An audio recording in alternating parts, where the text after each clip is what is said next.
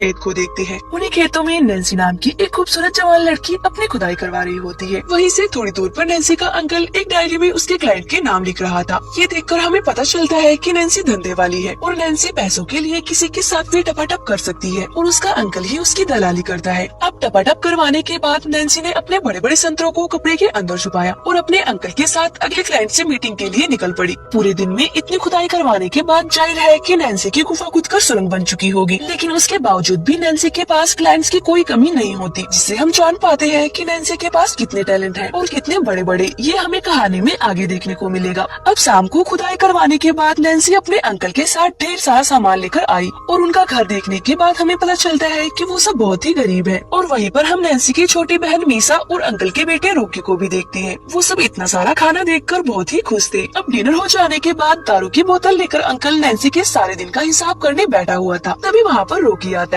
Nancy और उसका father क्या काम करते हैं उसका सारा आइडिया रॉकी को भी था। इस काम में बहुत ज्यादा खतरा भी था, इसलिए रॉकी ने अपने फादर को एक उस्तरा दिया ताकि वो संकट आने पर उससे अपना बचाव कर सके। अब रॉकी वहाँ से उठकर नैन्सी के पास जाता है, जो कि अभी अच्छे से नहा रही थी, क्योंकि अभी उसे एक और क्लाइंट से मिलने गोडाउन में जाना था। अब नैन्सी मस्त टिपटॉप बन के सुबह सुबह अंकल के साथ अपने क्लाइंट से मिलने पहुंची, लेकिन उस क्लाइंट ने नैन्सी को ऐसा पीला कि नैन्सी जोर जोर से चिल्लाने लगी। इधर अंकल वही बाहर खड़ा होकर दारू पी रहा था, लेकिन जब क्लाइंट ने नैन्सी की पीछे वाली गुफा में अपना औजार घुसाया तब नैन्सी रोने और चीखने लगी। तब अंकल रूम के अंदर आया और उस क्लाइंट को रुकने के लिए बोला, लेकिन वो क्लाइंट रुकने वाला कहाँ था। फिर भी जैसे तैसे करके नैन्सी उस क्लाइंट का हथियार अपने गुफा से निकालकर अंकल के पास आ गई। इसके बाद अंकल और उस क्लाइंट की झड़प में उस क्लाइंट ने अंकल को बस थोड़ा सा धक्का ही दिया था और अंकल का गला कट गया उस उस्त्र से जो रॉकी ने उन्हें दिया था। अब मौके पर ही अंकल अपना दम तोड़ देते हैं, जिससे पूरे घर में मातम वाला माहौल छा गया। अब धीरे धीरे उनके सारे पैसे भी खत्म हो रहे थे, लेकिन अंकल के फोन पर अभी भी क्लाइंट्स के फोन लगातार आए जा रहे थे। तब मजबूरन नैन्सी को क्लाइंट्स का कॉल अटेंड करना पड़ा, जो कि उसे मीटिंग के लिए बुला रहे थे।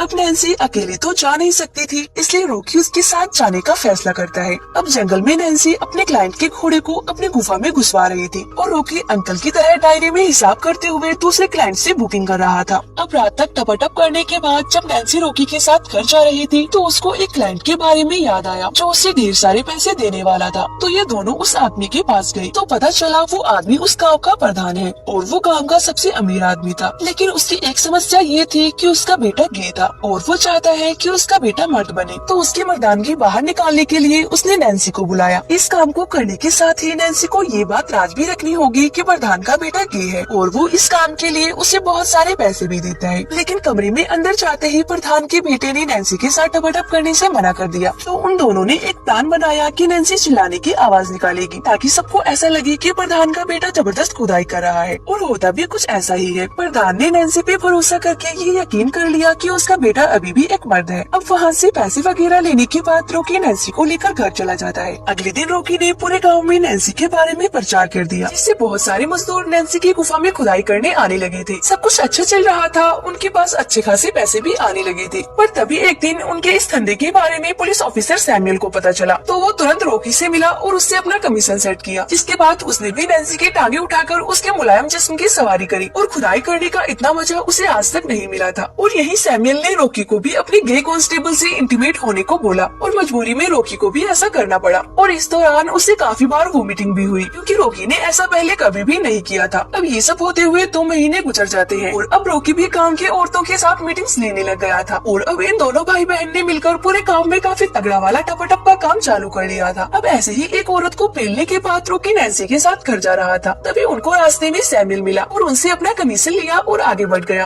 अब अगले दिन नैन्सी की काफी ज्यादा तबीयत खराब हो जाती है, तो रॉकी उसको कंबल उड़ाकर खुद बाहर दवाइयाँ लेने चला गया। अब इसी दौरान सैमुअल भी गाँव का दौरा कर रहा था। अभी उसे कॉलेज से घर जा रही एक यंग लड़की दिखाई देती है। अब वो लड़की सैमुअल को काफी ज्यादा पसंद आ जाती है, इसलिए वो उसके पीछे लग जाता है। अब वो लड़की घर पहुँचकर अपने कपड़े चेंज करती है और ये सब कुछ सैमुअल भी चोरी छिपे बाहर खिड़की से देख रहा था। वही दूसरी तरफ कांस्टेबल का गे दोस्त दारू के नशे में खूब धुत हो रखा था, तो रॉकी ने उसे टपाटप के लिए अकेले में बुलाया। लेकिन वो इतना ज्यादा नशे में था कि रॉकी को कुछ करना ही नहीं पड़ा। बड़े ही आराम से रॉकी उस कांस्टेबल के वॉलेट से उसके सारे पैसे और उसकी महंगी घड़ी अपने साथ ले जाता है। अब उस घड़ी को बेचकर रॉकी ने नैन्सी के लिए सारी दवाइयों का इंतजाम कर लिया था और दवाइयाँ लेते ही नैन्सी की हालत में सुधार भी होने लगा था। अब नैन्सी के बीमार होने की वजह से रॉकी को टपाटप का काम करना पड़ रहा था, इसलिए रॉकी ने प्रधान के बेटे जोशुआ को बुला लिया। जोशुआ भी बड़े प्यार से नैन्सी का ख्याल रख रहा था। वही दूसरी ओर रॉकी रॉकी ने उस कांस्टेबल के चुराई हुई घड़ी को बेचा नहीं था बल्कि उसे पहन रखा था, इसलिए वो सैमुअल की नजर में आ गया और फिर सैमुअल ने कांस्टेबल के साथ मिलकर उसे खूब मारा और उसे जेल में डाल दिया। उसे लॉकअप में रॉकी को वो कॉलेज वाली लड़की भी दिखी जिसे सैमुअल ने किडनैप कर रखा था, पर अभी तक उसने उस लड़की को हाथ भी नहीं लगाया था क्योंकि सैमुअल उसके साथ जबरदस्ती नहीं करना चाहता बल्कि वो उसकी मर्जी के साथ ही उसके साथ टपाटप करना चाहता था। उधर दूसरी तरफ रॉकी के घर न आने से घर का खर्चा निकालना मुश्किल हो गया था, यहाँ तक कि सभी दुकानदारों ने भी नैन्सी को उधार देने से मना कर दिया था। अब कमजोरी की वजह से नैन्सी घर में ही बेहोश हो जाती है, जिसके बाद नैन्सी की छोटी बहन मीसा ने जैसे तैसे करके उसे होश में लाया। दूसरी तरफ जेल में जब रॉकी ने उस लड़की से बात की तो हमें उसका नाम पता चला। उसका नाम अमाया था। अमाया ने रॉकी से खुद के लिए हेल्प मांगी, लेकिन रॉकी की इधर खुद की फटी पड़ी थी तो वो उसकी हेल्प कैसे करता। अब उन दोनों में चल रही बातें सैमुअल सुन लेता है और वहाँ गुस्से में आता है और अमाया को अपना खूब दिखाने के चक्कर में उसने रॉकी की जमकर कुटाई कर दी और फिर वो रॉकी को धमकाता भी है कि अगर वो अपना मुंह नहीं खोलेगा तो जिंदा रहेगा। तभी वहाँ सैमुअल का एक दोस्त आता है, जिसकी बातों में आकर सैमुअल ने अमाया के कपड़ों को चेंज करवाया और साथ ही उसके संतरों को भी टच किया। अब ये सब देख रॉकी को बहुत बुरा लगता है, लेकिन अभी वो कुछ कर भी नहीं सकता था। अब इधर सैमुअल को रॉकी की डायरी मिल गई जिसमें पूरा हिसाब किताब लिखा हुआ था, तो वो उस किताब को लेकर रॉकी के पास आया और उससे उन क्लाइंट के बारे में पूछताछ की। उसके बाद जेल से छोड़ने के लिए उसने रॉकी से पैसे मांगे, लेकिन उसके पास पैसे नहीं बचे थे क्योंकि उसके सारे पैसे नैन्सी की दवाइयों में लग गए थे। अब सैमुअल ने पैसे कमाने का दूसरा तरीका निकाला, जिसमें उसने डायरी से नंबर लेकर एक क्लाइंट को फोन लगाया और उसको पुलिस स्टेशन बुलाया और उसको अमाया के साथ टपाटप करने को बोला, जिसके बदले में सैमुअल उससे पैसे ले सके।